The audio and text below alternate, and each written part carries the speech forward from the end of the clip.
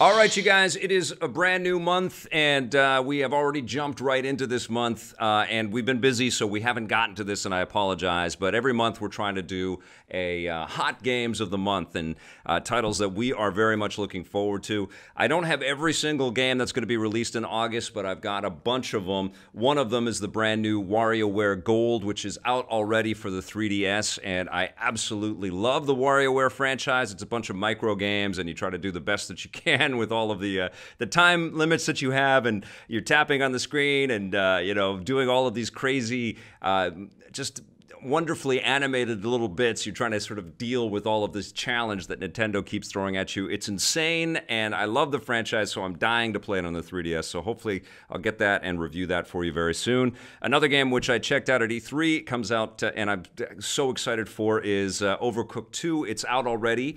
On August 7th, it's out on PlayStation 4 and Xbox One, Switch, and PC, so that is out already, with Dead Cells as well, which is also out on those exact same platforms. And I want the Switch versions of both of these games because they're perfect for being able to play portably. Overcooked 2 adds online multiplayer and improves on the whole mechanics, and it gives you more challenges. An amazing cooking game that's cooperative and competitive at the same time, while Dead Cells is a game that Jose has not stopped talking about forever. It's been in early access for a long time. It's kind of like a roguelike game, a little sort of like get as far as you can in your run, and then you're also given all of this Metroidvania type exploration and lots of different weaponry and things like that to use. Incredibly cool animations. I can't wait to play Dead Cells. On August 9th, which is just a little ways away here, on the Switch, Okami comes out for the Nintendo Switch, Okami HD. This is the classic.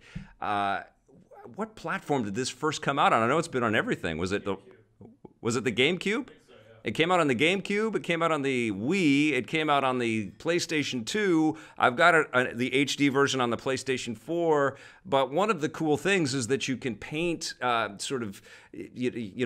things into the environment that will help you with some of the challenges that you face and some of the puzzles that you have to overcome and some of the combat that you get into. And the touchscreen of the Switch should be a great combination there. They used the Wiimote for a while. I think it's also, they used it on the 3DS with the stylus, which was also a pretty good fit. But I think the HD resolution and the upgrade on the Switch, this might be the ultimate version of the game. I can't wait to play Okami again.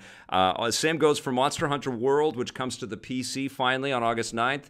This will be the game that if the PC Master Race decides to crank it all the way up, they're going to have the best looking version of this incredible role-playing experience that's so inviting and gracious. Like it sort of brings you in a way that I think the Monster Hunter games haven't always been able to do. There's an elegance to the play and to the constant challenge and the cool beasts that you capture and the NPCs that you deal with. I loved playing Monster Hunter World earlier this year, and I definitely want to check it out on my PC. On August 10th, we have We Happy Few, which has been in development for a while. It's been in early access for a while. The name of the studio, Blake, I forget it. It's Commotion or something. It's on the tip of my tongue, but I can't remember. It starts with a C. I'm sure chat's figuring it out for me right now. But they were recently announced as being purchased. Compulsion Games. They were bought by Microsoft, and now they're first party. And it was this game really that I think led the charge on that. I've played it a little bit. Over periods of time. I'm just waiting for the final game, and I should be getting a code very soon. I want to sit down and play this. That comes out on PS4, Xbox One, and PC on August 10th. On August 21st, I know a lot of you are waiting for this date and these two games, Shenmue 1 and 2, remastered or just up-resed. I don't think they're going the whole sort of, as far as they could with these games, but at least we'll be able to play them on modern systems. PS4, Xbox One, and PC, Shenmue 1 and 2, which will give players a nice big, opportunity to get into the story and sort of understand what the commotion and the hubbub has been, and the passionate wait for the sequel for Shenmue 3 has been when they play through the first two games. So I played one, a good chunk of one, and I'm sure I touched two, but it's been forever, and I actually really want to dive in and check those out, especially because the Yakuza games kind of, carried the torch a little bit, and over time I began to appreciate the Yakuza games a lot more as I kept getting, as Sega kept releasing one every couple of months, and there's one coming up in August as well.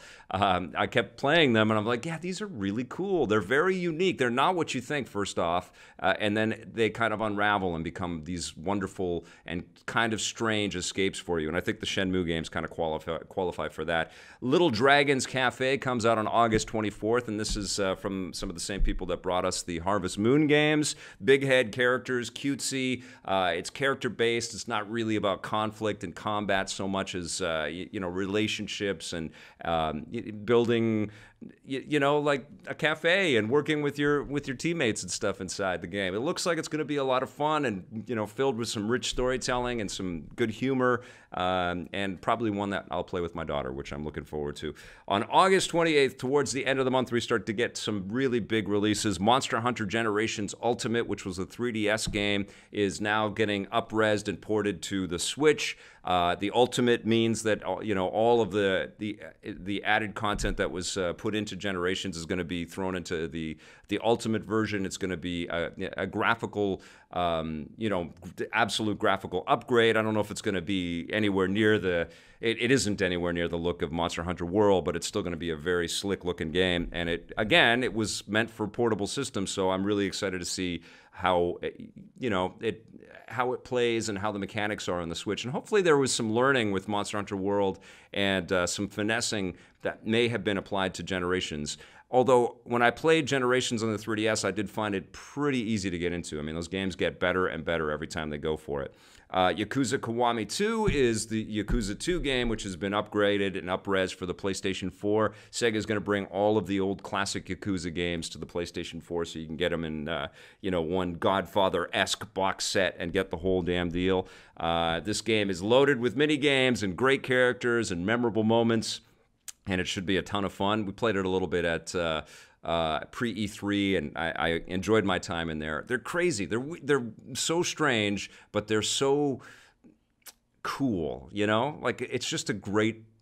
the phrase I always use, it's just a great escape, from a reality that we know, or even a video game kind of reality that we know. So I'm psyched for Yakuza Kiwami 2. Blade Strangers is the coming together of a bunch of indie fighters that Nicholas is bringing out, and with lots of different characters that we have seen in lots of different indie games coming together and combating each other in a two-dimensional kind of way. It's like a Marvel versus classic Marvel versus Capcom, or SNK versus Capcom kind of thing, but it's with a lot of characters that we don't normally associate with these games, like Shovel Knight's in there. I think I'm getting the right game, right? That's the name of it, Blade Strangers? Yeah, so I am super psyched to see all of these different indie, charming, cool characters come together. Kind of Smash Brothers-esque in some ways, but it's a traditional 2D fighting game, so that should be fun. There's a game called Donut County, which is coming out. It's an indie title. It's very strange. I don't really...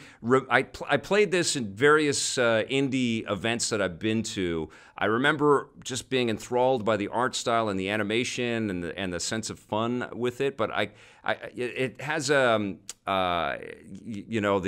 Katamari type of vibe to it, but I can't remember exactly what I'm supposed to do in this game. I just know I want to play this thing. It looks crazy, and it looks fun, and it looks like people had a good time building it, and it's loaded with a good sense of humor. And then finally, on August 31st, we have Divinity Original Sin 2, the definitive edition, coming to the consoles for the first time. This is one of the best RPGs out in recent years. Again, it's incredibly deep, lots of great characters that you can choose from, beautiful artwork, beautiful animations, top down. It's got some standard kind of qualities that we've seen in role-playing games for a long time, but made with a real obsession and a real love. And it won tons of awards when it was out on the PC, and the console version should be a ton of fun as well. So not a bad August, actually. I thought it was going to be a lot slower month this month than it's actually turning out to be. If I had to pick two games that I'm most looking forward forward to, though. There are 2 games that are out that I currently have not touched in their final form, and that's Dead Cells and Overcooked 2, which are available for every platform right now. So August is already looking pretty damn good.